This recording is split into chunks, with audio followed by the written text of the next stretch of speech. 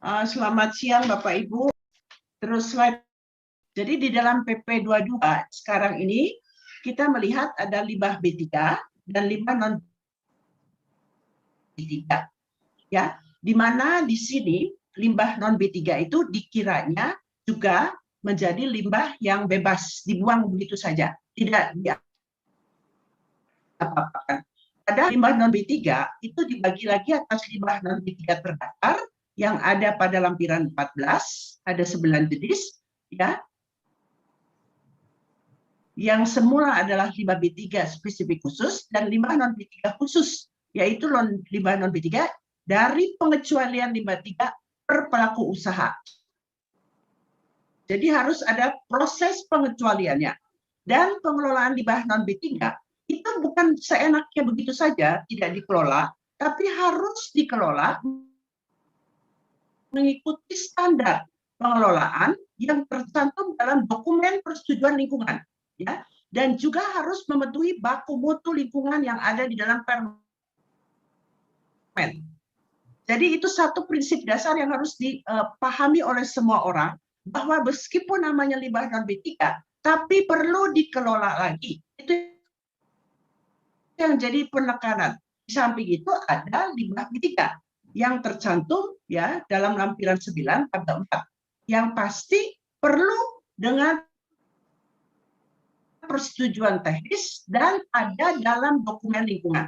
Dahulu di PP 101 tahun 2014 itu hanya kita kenal limbah B3 pada tabel 4 lampiran 1, di mana di situ ada izin pengelolaan limbah B3, ada izin lingkungan, ada persetujuan uji coba, pemanfaatan, dan pengelolaannya. Ini adalah satu hal mendasar yang harus dipahami oleh semua orang. Slide berikutnya, di mana saya akan menekankan di sini dari tabel lampiran yang tadi saya sebutkan, itu kita mengenal daftar limbah B3 dari sumber spesifik khusus kalau dia berasal ya dari lampiran 9 ini adalah kalau dia yang disebut stoker boiler dan atau tungku industri, ya. Kemudian ada lampiran 14 limbah non B3 yang kode fly ash-nya jadi N106 dan N107 kalau dia tidak pakai stoker boiler atau tungku industri. Jadi ada dua jenis fly ash, ya, dua jenis fly ash, faba dan juga bottom ash yang berbeda, ya, tergantung dari boiler yang digunakan. Nah, saya hanya ingin memberitahu di dalam PP ini tulisan stoker itu jangan pakai C. Kalau stoker pakai C itu namanya pencatat, tukang stok. Jadi ini harus diperbaiki, ya, stoker tanpa C. Dan non stoker boiler itu tipenya macam-macam. Ada berbagai jenis, ya, tergantung dari cara pembakarannya. Jadi ini penting untuk diketahui. Berikutnya, slide berikutnya. Nah, saya daftar. Tadi sudah ditekankan, limbah yang sudah tidak memiliki karakteristik B3 dan memenuhi ketentuan penggunaan minimal teknologi terbaik dan ramah lingkungan. Ini ada di pasal 450 ayat 1A. Di mana limbah non B3 ini ditekankan berulang kali harus ada tempat penyimpanannya, ada bagaimana tata cara pemanfaatannya, penimbunan,nya, transportasinya, dan pelaporannya, ya, minimal 1 tahun sekali. Jadi bukan dibuang begitu saja, ada tata caranya yang harus kita lihat dan kita cermati bersama yang akan dituangkan di dalam permen, ya, permen dan persetujuan teknis lainnya. Di sini harus dicantumkan di dalam dokumen lingkungan. Itu yang paling penting. Dan dokumen lingkungan itu ada dalam persetujuan lingkungan. Jadi produk hasil pemanfaatan limbah non B3, kalau dia jadi produk, maka dia harus memenuhi satu standar SNI ataupun standar lainnya. Itu ada di pasal 460 dan 463. Berikutnya, saya akan bahas sekarang limbah non B3 yang khusus. yang dikecualikan dari limbah B3 ya berdasarkan penetapan pengecualian. Jadi ada prosedur pengecualian dari pengelolaan limbah B3 sumber spesifik. Ini ada di pasal 450 ayat 1B. Ya, di mana limbah non B3 khusus ini itu dari sumber spesifik umum atau spesifik khusus yang ada di tabel 9. Dan di sini kita lihat yang saya ingin mendiskusikan lebih detail sebenarnya ya, kenapa technically boiler minimal CFD itu yang disebutkan di sini, dan kenapa pembatasannya untuk penggunaan pemanfaatan hanya bahan konstruksi pengganti semen pozolan yang ada di dalam ini. Mungkin ini salah satu contoh, karena masih banyak contoh-contoh pemanfaatan lain untuk kegunaan lainnya. Jadi jangan dibatasi begitu saja. Di sini kita harus lihat SK penetapan pengecualian limbah itu ada prosedurnya, dan ini sama seperti dahulu, tidak berbeda. Ya, tidak memiliki bahaya, racun, mudah meledak dan sebagainya, ya. Jadi harus karakteristiknya non BT-nya harus dipenuhi, LD50-nya 50 dipenuhi, juga toksikologi subkronis. Jadi nggak semudah yang dibayangkan oleh berbagai orang. Jadi tidak mudah, sama saja. Prinsipnya ada tata caranya yang harus diikuti. Berikutnya, slide berikutnya. Ya, nah saya ingin menegaskan dan menekankan mengenai pemanfaatan limbah di Indonesia yang lajunya masih sangat rendah. PS itu kurang dari 1%, bottom S itu antara 0,05 sampai sekitar 2%. Mengapa dia rendah? Karena proses perizinannya yang rumit, berbelit-belit, laboratorium uji terbatas, waktunya lama, proses ujinya mahal. Ini cerita lama ya. Kenapa dia pemanfaatannya sangat kurang ya? Dan penelitiannya tidak bisa dilakukan karena persoalan yang bersifat administrasi. Padahal secara ilmiah itu bisa dilakukan dan tidak berdampak lingkungan karena dikelola sesuai dengan teknologi yang tersedia. Sebagai pembanding di berbagai negara, itu pemanfaatannya sudah hampir di atas 50% pada umumnya. Nah, yang menggembirakan dan saya appreciate bahwa di PP 22 tahun 2021 itu sekarang terbuka ruang untuk pemanfaatan pihak lain, pemanfaatan lintas entity, ya, di mana dicantumkan dalam pasal 459 ayat 1 itu tidak wajib memiliki perizinan usaha, rincian dan tujuan pemanfaatan limbah non B3, tetapi harus tetap terbuat di dalam persetujuan lingkungan ya sebagai penghasil limbah non B3. Jadi tetap ada, tapi terbuka ruang. Nah, karena itu kita harus sama-sama duduk bagaimana permennya itu untuk lintas entity itu bagaimana pemanfaatannya supaya dapat ditingkatkan rate pemanfaatannya. Berikutnya. Nah, ini kan sudah banyak, sudah tidak ini cerita lama.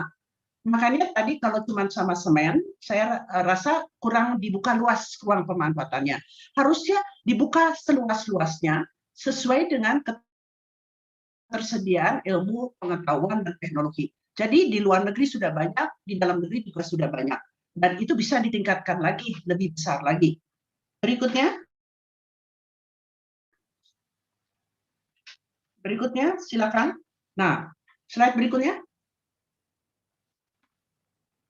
Nah, di sini kan sudah dicantumkan ya pengelolaan itu keuntungannya apa, mempunyai nilai ekonomis ya. Dan saya rasa saya tidak akan membaca lebih detail mengenai keuntungannya dan saya langsung kepada penutupnya. Ini yang paling penting ya, kepada penutupnya bahwa di dalam PP 22 tahun 2021 status boiler itu dibagi menjadi dua, yaitu status boiler penghasil limbah terdaftar ya, dan juga penghasil limbah B3 B4 409